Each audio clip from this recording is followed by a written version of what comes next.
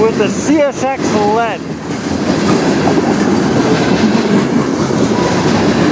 We are at Kimlaki Side Road, just outside of Sarnia. More lines around Wyoming.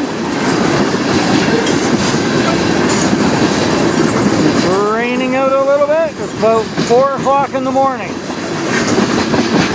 I was waiting for a train in Sarnia, the 383, but I know it had 2CN, and then I heard about this one leaving Sarnia, so I ran out here to try and catch it.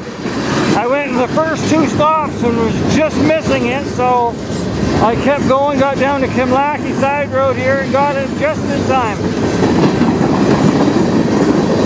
Just not a lot of light.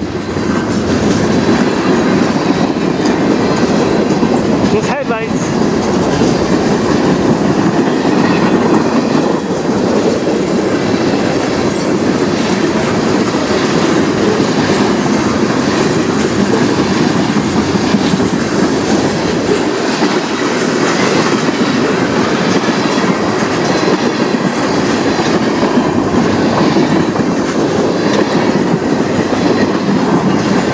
This is the second 396 today that I've gotten. Well, actually, since I've not gone to bed anyway.